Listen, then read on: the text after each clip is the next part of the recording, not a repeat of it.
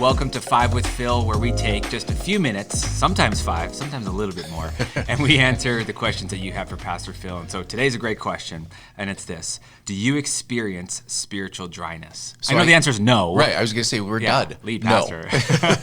No, you're right. It's a really great question because I think, number one, as Christians, a lot of times we don't want to admit that we're in that spot because we feel like we're not a good Christian if we say that. Yeah. Maybe what does it mean, spiritual dryness? What is this person referring to? We might have people listening who don't understand that idea. Great augment there. I think what it comes down to is feeling a lack of the Lord's presence in your life, maybe not getting anything out of reading scripture, or you feel like your prayers are just hitting the roof and not going anywhere. Yeah. That's what I would define spiritual dryness. Yeah. You want to throw anything there? Yeah, no, that's it. Yeah. So do you experience that?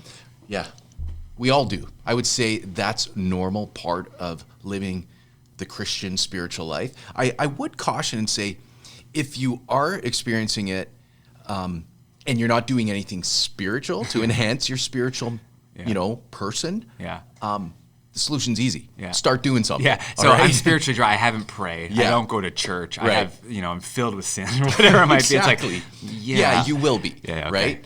So, I mean, that's an obvious for me, but I think deeper conflict comes when maybe we're in the process of exercising disciplines in our life, but we still feel distant and we still say, man, I'm feeling a little bit dry here. Yeah. You're doing all the right things. You're doing everything the pastor's telling you to do, and it's just still, God's far. Totally. So really, then it's like, okay, what do you do then, right? I'll throw out some things that I think are helpful in this season that I do in my own life that are very helpful spiritually to grow. One of the things I would say is just act in faith. So faith is being certain of what we hope for and confident of what we do not see. Yeah. That's what Hebrews 11:1 tells us, right?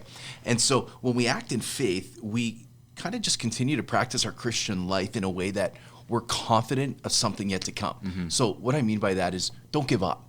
Just keep doing what you're doing, because in faith, I think something will happen. Mm-hmm. And it does. I see it in my own life. The consistent reading of Bible. There aren't nights, or I'll say it this way, not every night am I like, oh, God, you hit me right here. So incredible, right? Yeah. There are nights when you read scripture and you're there, and you're like, all right, that was cool. I was going through Ephesians today, and I love that book. Yeah. And I had to read the same paragraph like 7 times because I was just so distracted. See? And I just like, what is he saying? Right. Yeah. Right. And that's okay. Happen. Yeah. And that's okay. You're just pushing in. You're going on. And that leads me to my second point, and I just said it there, is push in more. Okay? Like, don't pull away. Don't retreat. Mm-hmm. When I feel dry, I practice my spiritual disciplines more emphatically. Like, I go after it harder. So there are moments where I need to pray longer, or read the Bible longer, or repeat what I've read because nothing's really landed. Listen to more worship music. I think for me, I resonate with a lot of that. So the Lord speaks to me a lot through worship music. And so I just spend a lot more time in the car while I'm exercising. Whenever I can, put that on just to hear him speaking to me. Reflect a little bit more even. Can I hear God's voice? What is he speaking? What is he saying?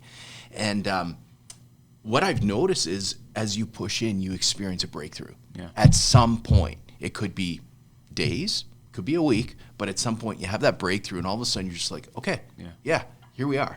I'm reminded of a verse in Proverbs that says, it's the glory of God to hide things and the glory of kings to seek them out. Yeah. There's something about the pushing through, right? Yeah. When you think of maybe Jesus in the desert, or you think of the Psalms, or maybe you think of doubting Thomas, who isn't there, right, when Jesus comes the first time and he doubts his presence, but then he still pushes through, and he's there the second time. He still shows up, even though he doesn't believe. Right. And God meets him where he's at. So there's something about this pushing through that's part of it. Yeah, it's huge, right?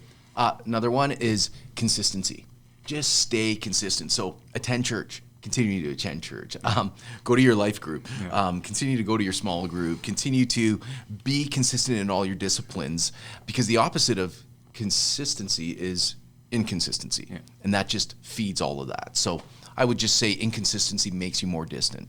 And the last one I would challenge everyone is just to pray a simple prayer, and it's like, God, I need to sense that you're with me. It's a simple prayer, because when we ask him, he will come alongside of us. I want to actually there's Psalm 13. I want to read this, and it's when David was feeling super distant from God, and I love how he You mean David, the guy after God's own heart? Yeah, The hero of the faith? yeah, you got it. That guy, okay, yeah. right? So, how long, Lord, will you forget me forever? So he's just like, God, where are you, He's right? going through it. How long will you hide your face from me? How long must I wrestle with my thoughts and day after day have sorrow in my heart? How long will my enemy triumph over me? So he's just like, this is forever. Mm-hmm. Then he goes, look on me and answer me, Lord my God. So like, where are you? You're not saying anything. Give light to my eyes. And then he goes on and he just says, I need you to overcome. And I love how he ends it. He says, but I trust in your unfailing love. My heart rejoices in your salvation. I will sing the Lord's praise, for he has been good to me. Mm. Like he's just saying that and declaring that. It's almost an intentional choice, right? Despite all this, I trust God. I will sing of the Lord's praise, and my heart will rejoice. He's like commanding his spirit to get exactly, right? And so there's just that, okay, you need to do this. This is how you get out of that season of dryness. Yeah. Yeah. And when he's saying that, I remember your unfailing love, he's going back to what he does know, right? Right. And so sometimes when we're in those places, we go off what we don't know. I don't know where God is. I don't know why he's not answering this prayer. I don't know why he'd allow this. But oftentimes what we need to hold on to in those moments, what we do know, he has been faithful. He has answered prayer. He has moved in my life. And so the thought is that you have to doubt your doubts, right, sometimes, and believe your beliefs, right? Like what God has done can propel me into the future. For sure. Yeah, it's wonderful. And I think what people need to understand is it's not an if you're feeling like this, it's a when. Yeah. Because you will. Yeah. And so, okay, here are just some helpful tips. Go on, continue to push and continue to just say, okay, God, I'll believe my beliefs. Yeah. And I'm just going to stand on that. Yeah. So, awesome. Thanks so much for tuning in today. Again, if you have any questions for Pastor Phil, you can text those in to 780-652-1515.